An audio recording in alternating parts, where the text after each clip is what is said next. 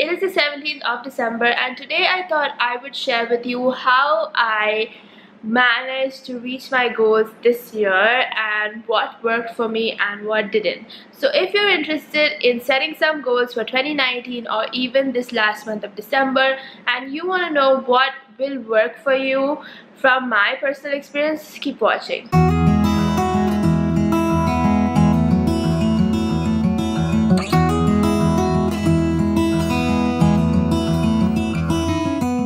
So it's December, we're all thinking about where our New Year's resolutions ended up, and most of the time they do not end up anywhere. We leave them in January of the year. In the beginning of the year, I think I did a few videos on doing 2018 right and sharing with you what you can do to have an amazing year.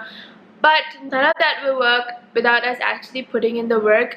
And as I've gone through this year, have slowly realized what works for me and what doesn't work for me. And I thought that is important to share. There are two things that I found absolutely necessary if I want to reach my goals.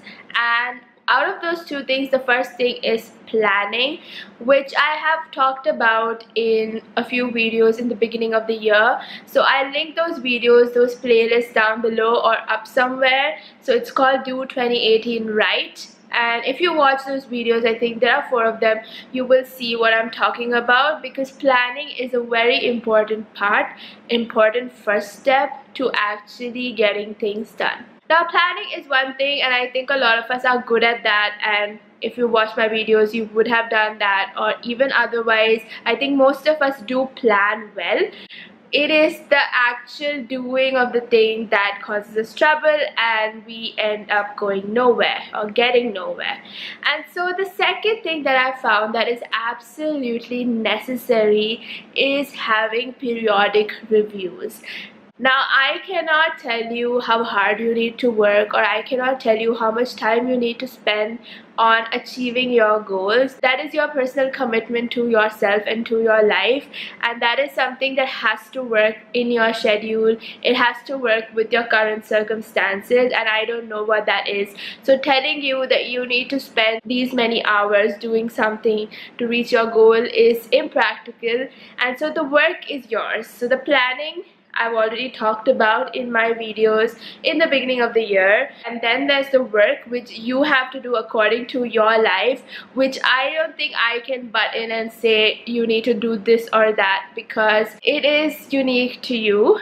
But the thing I can tell you to do is to have periodic reviews. Now, I've already talked about reviews in one other video in December Diaries, but that was just a general life review. I'm specifically talking about a goal review, and by that what I mean is having a list of your goals. So when you plan, obviously you would have put down your goals somewhere to see them visually, or you would have created a vision board, or you would have put down something on your phone to remind you what your goals are.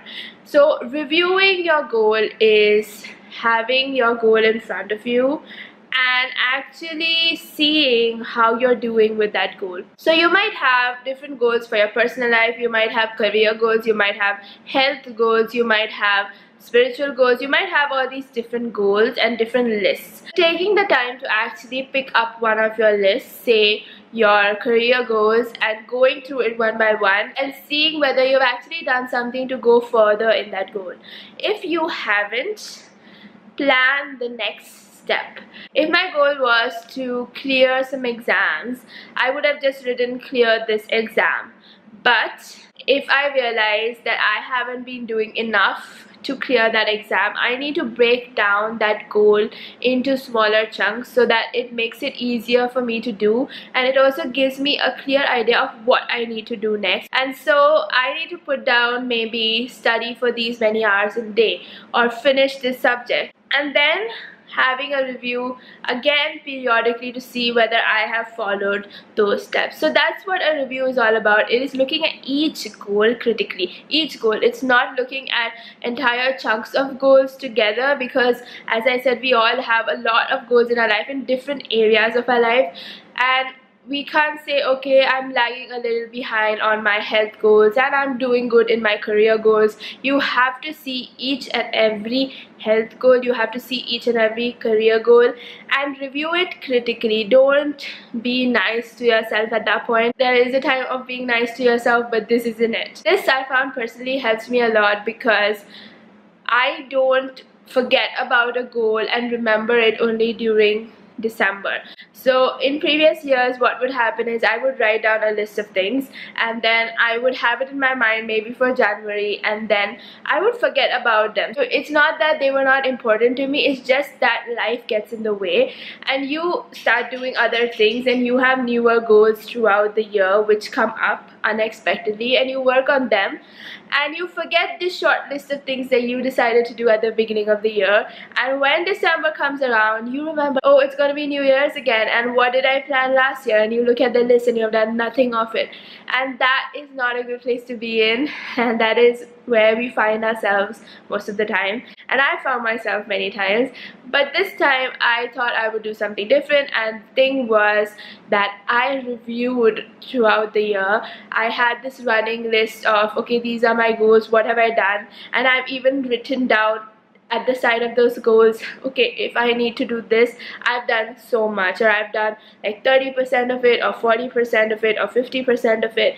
Some of those goals I know that I'm not even completed, but I know how much of it I've completed. So for example, I had a goal of running 700 kilometers this year, and I had it in my mind, but I think I didn't have enough time to do the running, and so I've completed I think 500 kilometers as of yesterday, and I have 200 kilometers left, and I'm obviously not going to be able to do that before the new year. But if I hadn't reviewed my goal periodically and reminded myself of this, I probably would be around 200 or 300, because this was the same goal I had last year and I had reached I think only 200 or something like that. And so I periodically reviewed this goal and kept pushing myself to do more and more kilometers as much as I could, and now I know that I might not finish it on New Year's, but I will probably finish it within the next 1 month or 2 months,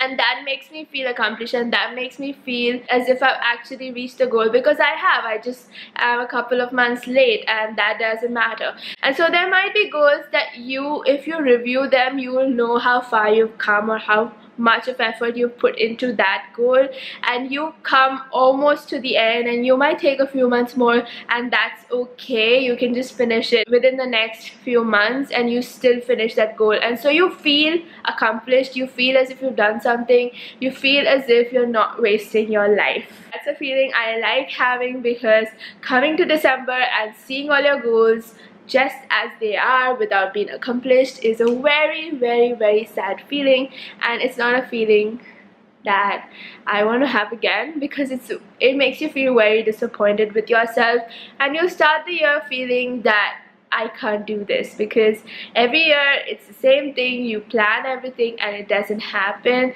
and then you say, maybe I shouldn't be making New Year's resolutions at all, and maybe I shouldn't be planning my goals. Maybe I should just let life happen to me, and whatever comes my way, I'll do it well. Not the best way to live, letting life happen to you. We need to take control of what we can control. Life will anyway happen, but there are certain things we do control, we can control, and whatever we can, whatever is in our hands, we need to do the best to do it and do our best at it. It's not just tracking a goal and saying, I haven't done this, I haven't done enough of this.